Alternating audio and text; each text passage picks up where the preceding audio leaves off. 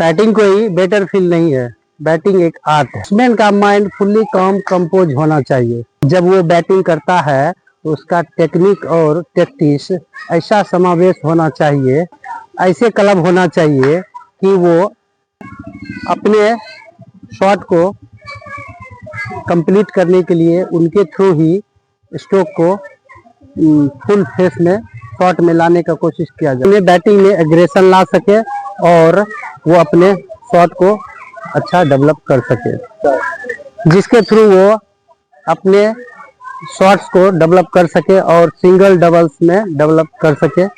और स्ट्रोक में ऐसा एग्रेसिव होना चाहिए, ऐसा फुल्ली शॉट कंप्लीट होना चाहिए कि वो बाउंड्री लाइन पे जो होल्डिंग लगा हुआ रहता है बाउंड्री के पास, उसमें बॉल को लगने के बाद उसमें आवाज़ जो निकलती है उस आवाज़ को अच्छा फील कर सके, अच्छा महसूस कर सके। इस सब को हम जैसे ही वो सारे शॉट को हम कंक्लूड करेंगे तो हम इसका जो मेन पार्ट जो निकलने वाला है वो है डाउन स्विंग, बैट स्पीड। आज मैं उसी का बारे में चर्चा करने वाला हूँ, बैट स्पीड के बारे में, जिससे कि मेरा बॉल स्पीड से बॉल शॉट खेल सके ताकि हम अच्छा रन बना सके, अच्छा फील कर सके। तो आज मैं बैट स्विंग के बारे में बात करने वाला हूँ। उससे पहले कि मैं बैट स्विंग बैट स्पीड के बारे में बात करें, उससे पहले मेरा जो 3 पार्ट है जो बहुत ही ज़रूरी है। जब हम वो तीनों पार्ट को एक करेंगे तब वो जाके हम डाउन स्विंग को मजबूत कर पाएंगे। तो वो कौन कौन सा पार्ट है वो मैं आप लोग को बताने वाला हूँ। सबसे पहला है स्टांस, दूसरा है ग्रिप, तीसरा है बैकलिप।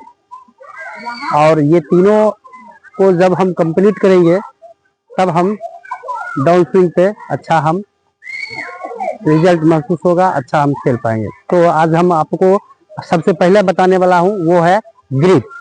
ग्रिप में इस बात को ध्यान रखना है कि वो सबसे पहले यहाँ एक बैट का जो हैंडल का जो एक जहाँ से हैंडल जुड़ा हुआ रहता है वहाँ एक हम चाहेंगे कि ये इस पार्ट को दिखाया जाए ताकि ये हम ग्रिप को सही कर सके। यहाँ एक लाइन खींच देंगे, यहाँ एक लाइन खींचने के बाद हम सिर्फ उसी के सामने एक भी रखेंगे और जस्ट उसी के सामने एक और भी रखेंगे और दोनों हैंड क्लोज हो, दोनों सटा हुआ हाथ हो।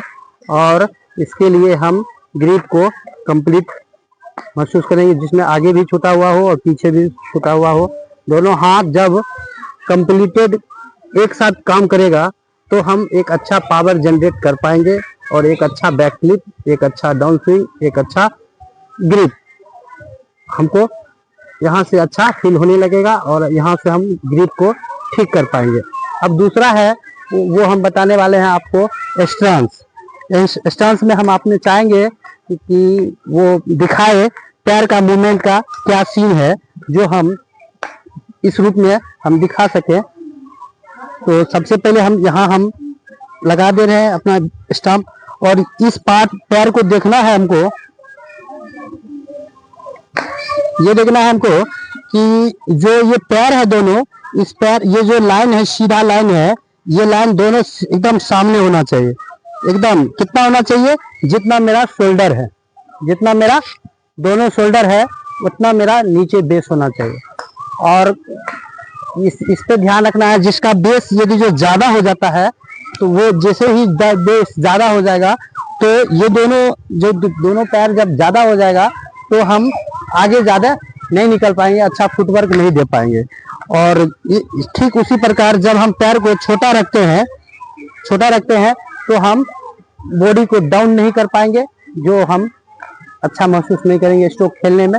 इसलिए हमको जब भी पैर रखना है तो ये दोनों पैर मेरा उतना ही रहे जितना मेरा शोल्डर हो, जितना मेरा दोनों शोल्डर हो उतना मेरा पैर का गैप होना चाहिए।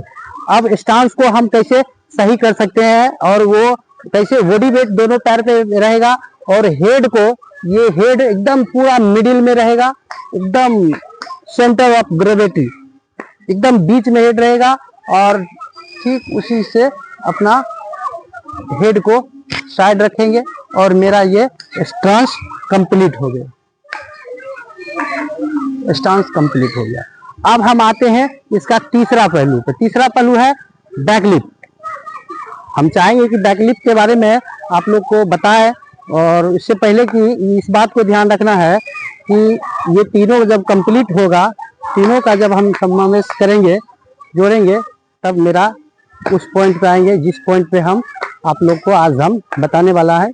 बैक डाउन स्विंग, बैक का स्पीड, ये सब हम बताने वाले हैं। तो बैकलिफ्ट के सबसे पहले हम आगे से दिखा दे रहे हैं। आगे से क्या है कि ये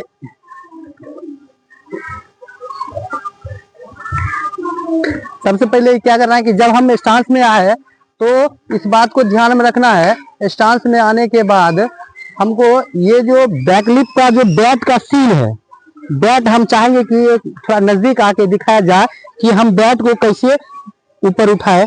जैसे कि हम बैकलिफ्ट को उठाने के लिए हमको टॉप हैंड का सहारा लेना पड़ेगा। टॉप हैंड से ही हमको बैट को उठाना है। जब हम टॉप हैंड को बैट को उठाए, टॉप हैंड को उठाने के बाद हम दूसरा हाथ को बॉटम हैंड को सहारा लिए और बॉटम हैंड थोड़ा सा बैट ऊपर गया, और यहाँ जब ऊपर जाने के बाद यहाँ देखना है कि मेरा ये एल्बो जो है थोड़ा सा बेंड होगा। जब वो बेंड होगा, ये बेंड होगा, तो मेरा फोर आर्म जो है वो जमीन की ओर रहेगा, और सेम ये भी ऐसा ही है, ये भी जमीन की ओर रहेगा, बॉटम हैंड भी जमीन की ओर, और रिस्ट मेरा ऊपर रहेगा, और सेम यही ऐसे रहेगा। इसमें इस बात को ध्यान रखना है, जब हम बैक को नी को जब बेंड किए तो मेरा बैकलिफ्ट आ गया। अब इसका तीसरा कड़ी बचा है, जो ये है रिस्ट कॉक।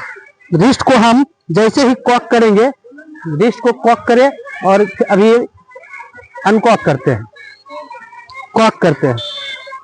जैसे हम रिस्ट को कॉक करेंगे तो मेरा बैकलिफ्ट, अब मेरा बैकलिफ्ट पोजीशन में आ चुका है। अब इससे हमको ये ध्यान रखना है कि हम चाहेंगे कि और बड़ा बैकलिफ्ट हो, तो थोड़ा इस एल्बो को अपने नाभि के पार कर देते हैं। जैसे ही बैट को नाभि को पार करेंगे एल्बो, तो मेरा फ्रंट नी टेंशन में आएगा, तो हम बैकलिफ्ट को टॉप पर ले जाएंगे और इसका लीवर बड़ा होगा, स्ट्रोक में पावर लगेगा, और जैसे ही स्ट्रोक में पावर लगेगा, लंबा बैकलिफ्ट होगा, तो हम अच्छा स्कोर करने में, बैट को स्पीड बढ़ाने में हमको बहुत मदद मिलने वाला है, और हम अच्छा फील कर सकते हैं शॉट मारने के लिए। और हम आपको इस बात को ध्यान में रखना है कि जब हम बैकलिफ्ट को ऊपर ले रहे हैं, वो सारे बात जो हम बता चुके हैं कि मेरा रिस्ट कॉक होगा, तो मेरा ये एल्बो से ऊपर मेरा रिस्ट होगा। सेम ये भी बॉटम में भी यही रूल होगा और टॉप में भी यही होगा। अब हम यहाँ से जब कोई भी स्ट्रोक खेलेंगे, तो वो मेरा बॉडी के पास में मेरा हैंड होना चाहिए, बॉडी के पास मेरा हैंड होना चाहिए। यदि जो बॉडी के पास हैंड होगा, तो हम एक अच्छा पावर जनरेट कर पाएंगे, और हम एक अच्छा बैट को फॉरवर्ड में लाने को, जल्दी लाने को कोशिश करेंगे, ताकि हम स्ट्रोक में अच्छा से खेल सके। अब रहा बात डाउन द स्विंग, जब हम ये तीनों को जब हम अच्छा से समावेश करेंगे, तीनों को जब इंक्लूड करेंगे, तब आएगा down the swing. Down the swing करने के लिए जब हम अच्छा बैकलिफ्ट लिए, अच्छा ग्रिप लिए, अच्छा स्टांस बनाए और अच्छा बैकलिफ्ट लिए, तो तीनों जब हम एक साथ अच्छा कर लेंगे, तो स्वतः ही अपने आप वो पावर जनरेट हो जाएगा। अब उससे आगे हम जब हम डाउन द स्विंग में जाएंगे, तो इस बात को ध्यान रखना है कि जब हम बैकलिफ्ट लिए, जब हम डाउन द स्विंग में जा रहे हैं, तो सबसे पहले ये ध्यान रखना कि दोनों हाथ क्लोज, बॉडी के क्लोज होना चाहिए। इसका ड्रिल कैसे किया जा सकता, इसके लिए हम ये टॉप पे यहाँ से बैट को ऐसे रखे, नीचे रखे, यहाँ से हम उठाए बैट, और उठाने के बाद मेरा टॉप हैंड से बैट को उठाए और बैट को हम ऐसे 10 बार करेंगे। उसके बाद हम दोनों हाथ से बैट को ऐसे ही बैट ऊपर उठाए और दोनों हाथ से हमको फॉरवर्ड आगे गए, हेड डाउन हुआ, शोल्डर डाउन हुआ, अगला पैर पे वजन गया और हम स्ट्रोक में full face of the bat का हम बैट स्विंग स्पीड बढ़ाएंगे।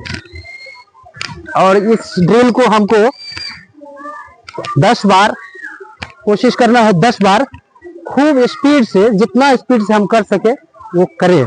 जब आंख बंद करके उस ड्रिल को हम करेंगे और खूब ज्यादा स्पीड से हम करेंगे ताकि हम मेरा बैट स्विंग मजबूत हो। अब रही बात बैट स्पीड में कहां से पावर आता है, पावर कहां से आता है, उसके लिए आप लोग को हम बता दे रहे हैं। जैसे ही आप बैक लिप ऊपर रखेंगे और इसमें फ्रंट फुट जाएगा तो दोनों लेग्स, ट्रम्प और दोनों शोल्डर, ये तीनों पार्ट से, और ये हेड का इस पार्ट को, इसका भी हम पावर में यूज करेंगे ताकि हम उससे पावर जनरेट अच्छा से कर सके। अब रही बात, जब हम ये तीनों इसको बनाने के लिए हमको क्या करना पड़ेगा, तो फिजिकल वर्क में मेरा लेग्स का, मेरा ड्रम्स का, शोल्डर का, ये तीनों पार्ट को जब हम मजबूत कर लेंगे तब हम इस बात को ध्यान रखना है कि जैसे ही हम तीनों पर लेके गए तो आ जा रहा है मेरा, वो तीनों का पावर आ जाएगा 4 आर्म पर, दोनों 4 आर्म पर, और वही 4 आर्म हमको ले जाएगा रिस्ट पर, और वही रिस्ट हमको, रिस्ट का पावर से हमको आएगा फिंगर पर। ये सारे फिंगर से ये पावर आएगा और फिंगर के थ्रू वो मेरे बैट में पावर जनरेट होगा और इस वजह से हम पावर बैट का बैकलिप में ला सके।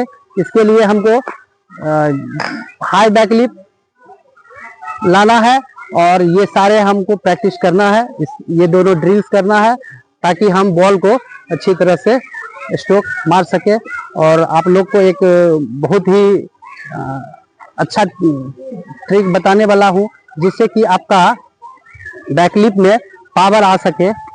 इसके लिए आपको दोनों ड्रिल के अलावे आपको क्या करना है, और जिसका बैकलिप नीचे रहता है, मानो जिसका बैकलिप छोटा रहता है, नीचे रहता है, वो पावर जनरेट नहीं कर सकता। वो क्या कर सकता है, उसके लिए जैसे ही वो बॉल को मारने जाएगा तो बॉटम हैंड का पावर लगेगा, लाइन को, स्ट्रोक को काटेगा, जिससे कि उसका पावर जनरेट नहीं हो पाएगा और वो लंबा हिट नहीं मार सकता है क्योंकि उसका लिवर, लंबा लिवर नहीं बन पाएगा। इसके लिए उसको स्ट्रोक मारने में दिक्कत होगा। इसलिए इस बात को ध्यान रखना है कि जब भी हम स्ट्रोक में जाए, चाहे वो वर्टिकल हो, हॉरिजॉन्टल हो, तो बैकलिप और डाउन द स्विंग इसको मजबूत करें, इसका ड्रिल करें ताकि वो अच्छा फील कर सके, अच्छा प्रैक्टिस कर सके, अच्छा मैच में रन बना सके। और इस बात को और भी ध्यान रखना है कि जब हम डाउन द स्विंग में, उसका डाउन द स्विंग कैसे ठीक हो, कैसे उसको चेक किया जाए, वो भी हम जानना हम लोग को जरूरी है। कि उसके लिए जैसे ही हम स्टांस में आए और बैकलिप ले गए, बैकलिप ले जाने के बाद इस बात को ध्यान में रखना है कि जैसे ही हम बैकलिप ऊपर ले गए तो मेरा हाथ दोनों बॉडी से सटा हुआ है, और इसमें यह ध्यान रखना है कि जैसे ही मेरा बॉल का लाइन हो आगे की ओर, स्ट्रोक के सामने मेरा हेड एंड शोल्डर होना चाहिए। स्ट्रोक के सामने, जिधर हम स्ट्रोक खेलेंगे उधर मेरा हेड एंड शोल्डर होना चाहिए। और उसके लिए और एक और चीज उस पर ध्यान देना है कि जो फ्रंट फुट का जो वेट है, फ्रंट फुट का जो वेट है, पैर का जो निकलना है इन साइड में अंदर की ओर पैर रहेगा, बॉल के लाइन से थोड़ा अंदर रहेगा पैर, ताकि हम स्ट्रोक को अच्छा तरह से खेल सके। और उसके लिए आप इसका ड्रिल करिए ताकि आपका full face of the bat मारने के बाद आपका गेम सही हो सके। और इस बात को भी लास्ट में, इस बात को बहुत ही इम्पोर्टेंट पार्ट है, इसको आपको याद रखना बहुत जरूरी है और वो ये है कि जैसे ही आप डाउन द स्विंग का शॉट खेल रहे हैं, उसमें आपको बैकलिप को जैसे आप ऊपर किए, बैकलिप ऊपर करने के बाद बैकलिप ऊपर गया, और जैसे ही हम खेलने के लिए जा रहे हैं तो इसमें इस बात को ध्यान रखना है कि मेरा दोनों हाथ बॉडी से सटा हुआ हो, और जैसे ही मेरा आगे का हैंड जा रहा है तो इस बात को ध्यान रखना है कि पीछे का जो रिस्ट है वो बॉडी में सट के जाना चाहिए, जिससे कि हम शॉट खेलने में, डाउन द स्विंग को स्पीड लाने में मदद मिल सके, जिससे हम अच्छा स्ट्रोक खेल सके। और इस बात को ध्यान रखना है कि मेरे वो व्यूअर्स जो पहली बार इस वीडियो को देख रहे हैं, उसको इस बात को ध्यान रखना है कि मेरे चैनल को लाइक करें, शेयर करें, कमेंट करें, ताकि हम इससे आगे की और वीडियो और अच्छे तरह से बना सके। बहुत बहुत धन्यवाद।